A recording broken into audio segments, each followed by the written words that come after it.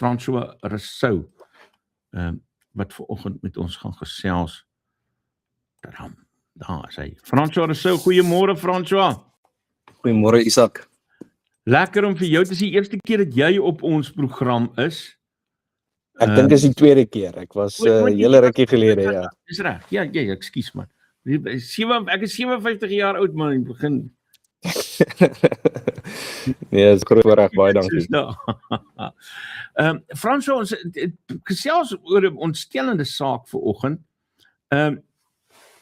E-pos doen op die oomblik hier ronde op X, wat blykbaar uitgelek het uit die kantoor van Jana Leroux, die spesiale adviseur aan die minister van Landbou, John Steenhuisen. Nou dit volg op 'n versoek van FMD Response SA om betrokke te raak by die stryd teen back and closure, na aanleiding van 'n verklaring van die minister dat sy deur oop is, dat hy 'n oop deur beleid het. Maar die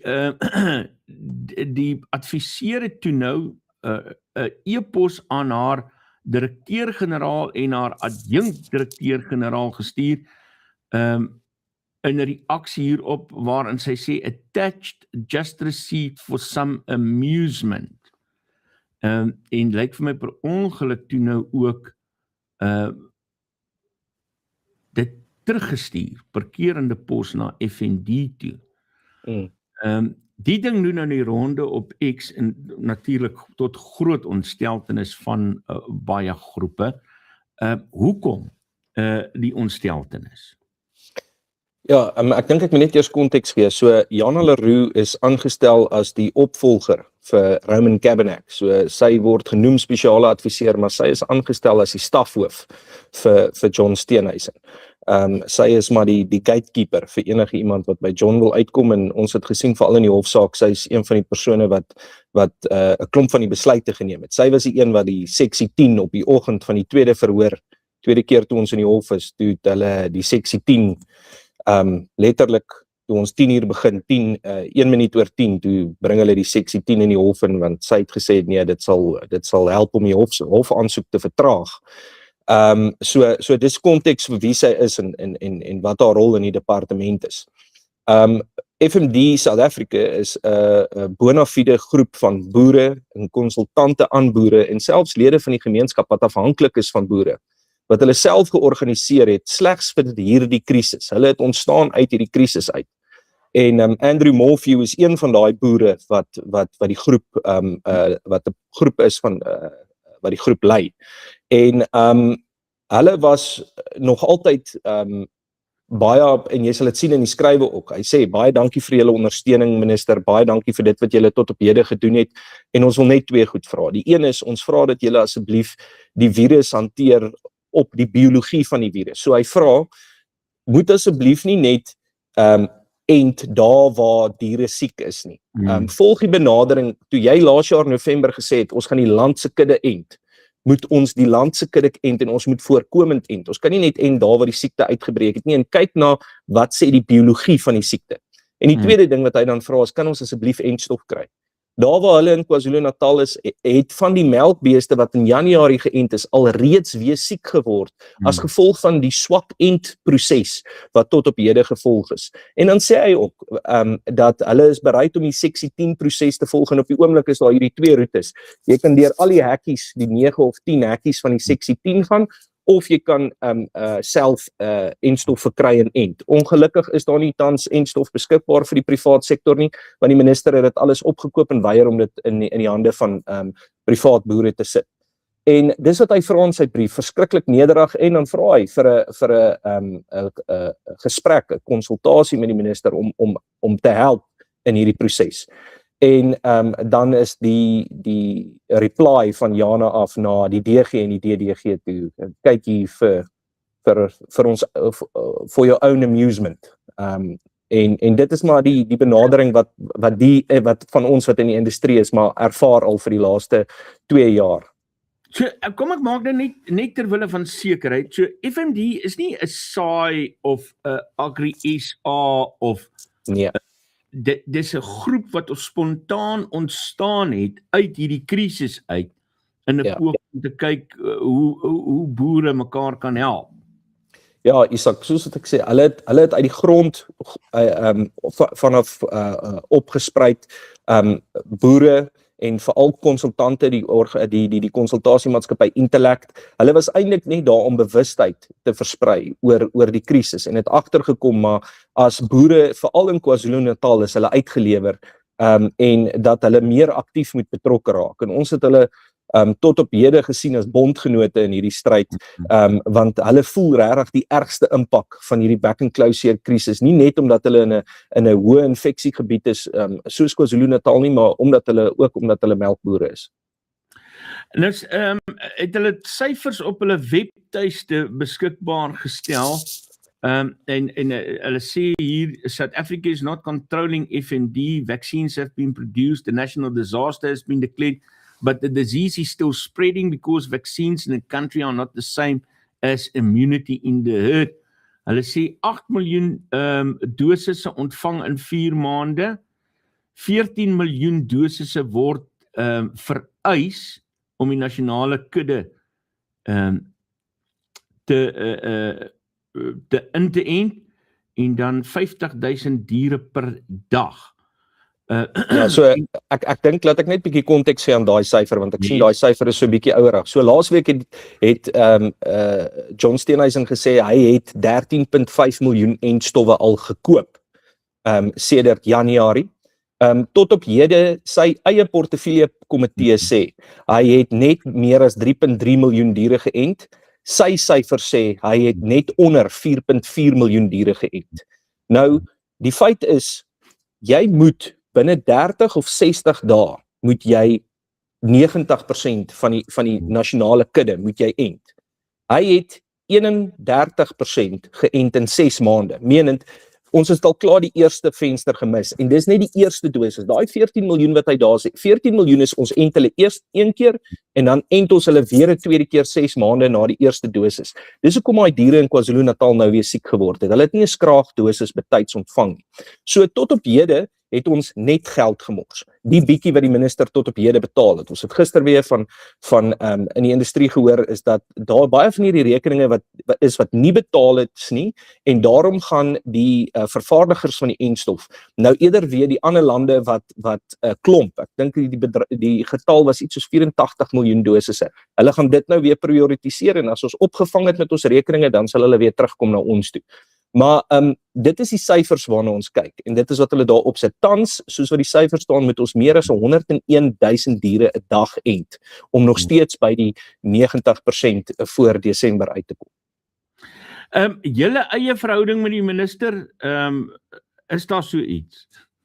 Nee, maar daai e-pos van gister is 'n fantastiese opsomming van hoe hulle enige iemand hanteer wat nie op daai komitee is nie. Kyk, daai ICC en MTT is saamgestel met van die beste kenners in die industrie en georganiseerde landbou. Die probleem is net, die minister ontmoet nie met hulle nie en hy vat nie hulle advies nie. So hy gebruik hulle om sy sentralistiese beleid te legitimiseer. Dis 'n rookskerm, sodat elke keer as iemand soos jy vir hom vra, maar hoorie minister, hoekom kry jy nie die privaat sektor in om jou te help nie? Dan sê hy nee, kyk, daar's my ICC, daar's my MTT, dis vol van mense uit die privaat sektor.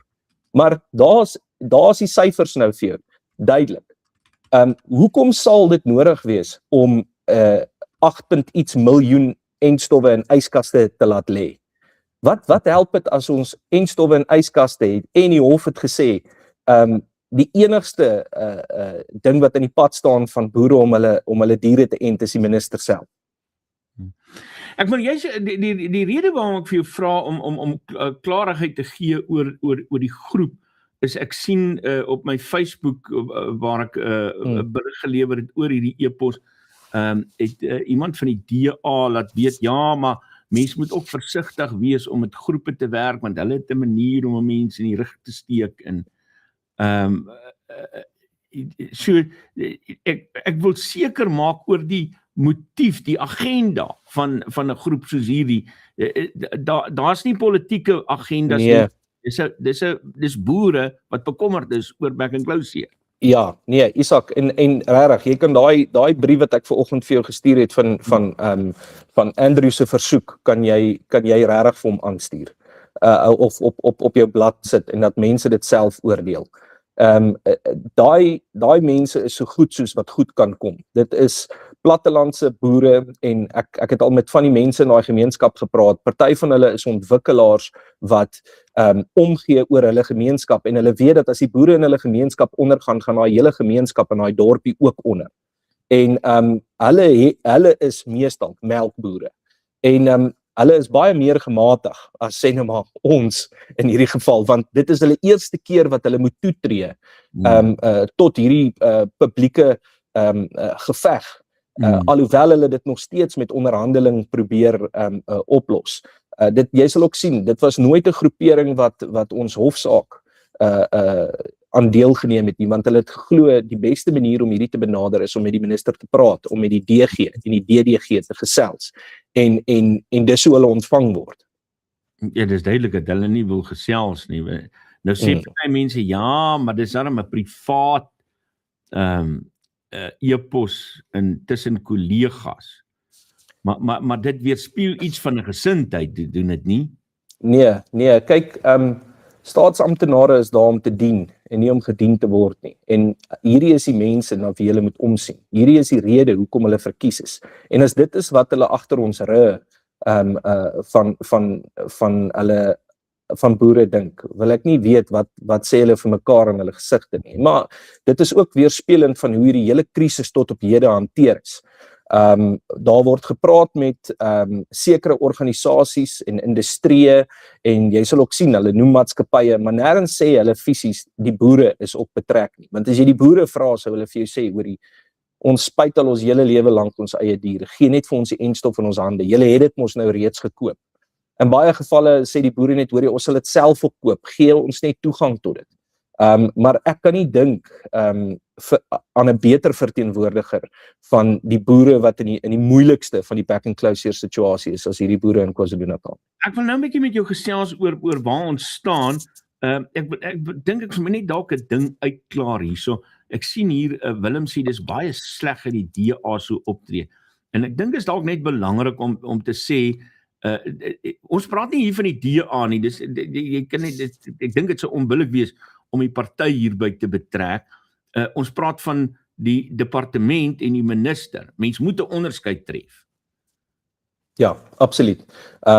Ek dink daar is vele dit sal onbillik wees om die hele party oor dieselfde kam te skeer. Ek dink net ook in dieselfde asem moet ons vra wanneer word hier verantwoording gehou en aan wie is hy verantwoordbaar? Want die skade is die skade is massief. Ons weet dat die skade net in die beesbedryf in die miljarde gaan ingaan en dit is as gevolg van swak bestuur. Almal is dit eens.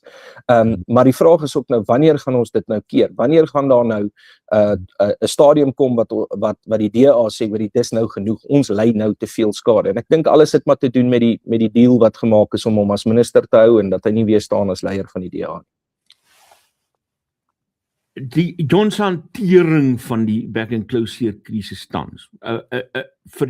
Op die oog af sien ons inentings kom in en kuddes word ingeënt, maar daar is nog steeds ontevredenheid.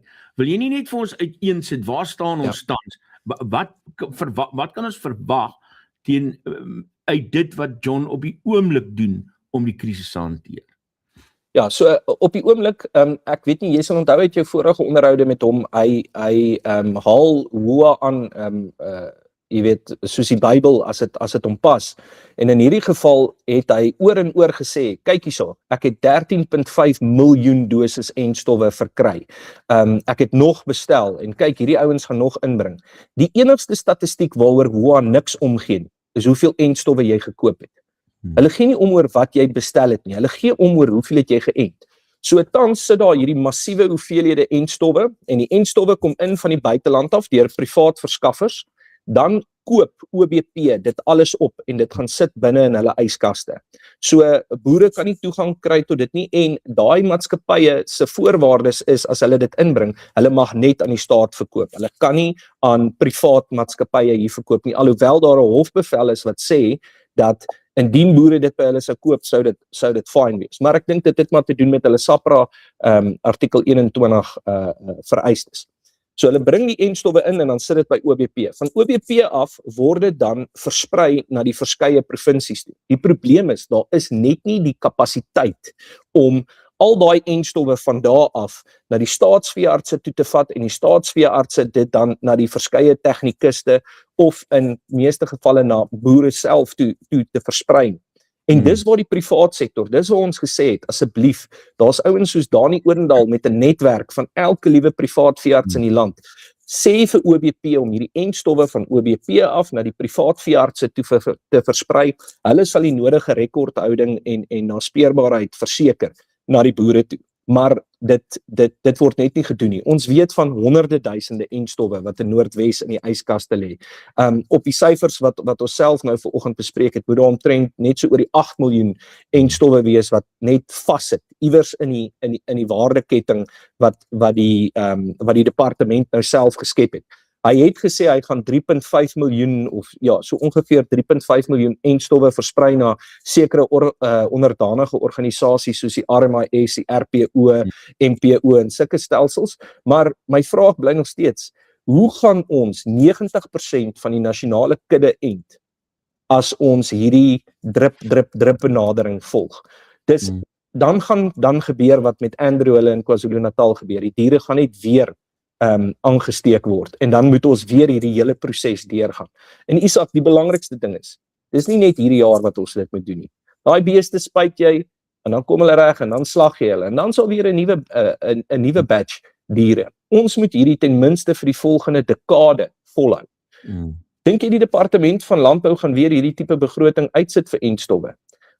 In 'n sentralistiese stelsel is daar geen motief vir privaat industrie om logistieke waardeketings op te sit nie. En dis wat voor die afgelope 8 maande gebeur het. Niemand in die privaat industrie het gesê, hoorie, kom ek reël 'n vliegtuig, kom ek reël die koue ketting, kom ek reël dat die enstof by die veeartse uitkom, en die staat het gesê hy gaan dit doen en hy het totaal misluk. En hoe lyk dit volgende jaar of die jaar daarna as ons op hierdie selfe paadjie afgaan? So wat sê jy vir my, is ons in vir nog 'n groter krisis? Ja, ons sien onderrapportering. Ek bedoel boere het net besluit, wel ek gaan dalk nie eens my back and close hier rapporteer nie, want ek sny my eie keel. Sodra ek rapporteer dat ek back and close het, maak hulle my toe vir 8 tot 12 maande. Ons as SAI is tans besig om oor die 20-25 boere maandeliks uit ons rampelfondse te betaal, net om skoolfonds om kos op die tafel te sit, want hulle plase is toegemaak want hulle die eerlike ding gedoen. So 1, ons het 'n rapporteringskrisis. 2, ons weet nie meer regtig waar beweeg die siekte as gevolg van dit nie. En dan, dit help nie, jy maak 'n afkondiging en sê, hoorie, ons het hierdie week 16 dieretegnikuste opgelei om te help met die entingsproses nie. Elke liewe man, vrou en kind moet 'n naald in hulle hande en diere spuit. Dis die krisis waarin ons nou is. Hierdie is 'n veldbrand en die enigste manier hoe jy 'n veldbrand keer is elke liewe persoon moet bydra tot die oplossing. En ons die goue periode 30 tot 60 dae, dis waar binne ons moet beweeg. Wat gebeur in so 'n geval wanneer dit nou ondergerapporteer word? Wat doen boere dan met die beeste wat siek is? Ja, so kyk, in baie, veral vleisbeeste, gaan die diere nie so maklik dood nie. So wat hulle doen is, hulle kry van hierdie dieremedisynes en vitamines en micromin en al hierdie tipe klas van goed, en hulle spuit hulle diere om hulle immuniteit op te kry. Daar's baie verskillende boererate daar buite van as jou diere dit het, dis hoe jy om deur hierdie siektes kry. In die melkbeeste is dit ongelukkig baie meer wreed. Jy kan sien waar die hoewe kom af, jy kan nie die dier melk nie, want die vel kom af, en dan skiet hulle maar net die diere. In varke se gevalle is dit baie erger, want as daai plaas toegemaak word, en in 'n vark is dit ook, versprei dit ook vinniger, dan skiet hulle maar die diere uit, want daar's nie plek nie, jy kan nie 'n vark op die veld laat staan nie. So ja, dis die ander opsie van die rapportering is jy moet maar daai dier deur dit kry sonder dat iemand weet. Of sonder dat iemand rapporteer daarop. Is daar mense wat hulle slag in die vleis in die stelsel inkry wat nou natuurlik dan nou weer verdere verspreiding sal aanwakker? Ja, nie waarvan ons bewus is nie. Ons het nog nie dit opgetel nie. Wat ons enigste ding wat ons wel opgetel het die afgelope tyd, ek weet nie of jy onthou, die minister se komitee het aangekondig dat daar 'n breeksyfer is, breakage van tussen 6 tot 8% van alle entstowwe. Ja. Nou op die 13,5 miljoen wat hulle tans in die land het, beteken dit dat daar 1,2 miljoen ongeveer bottels stikkend raak in die proses, in die logistieke proses op daai syfer. Ons het wel by boere ook in KwaZulu-Natal, maar meer aan die suidelike gedeeltes gekry dat staatsamptenare vir hulle entstof aanbied teen R160 'n dosis of R10,000 'n bottel.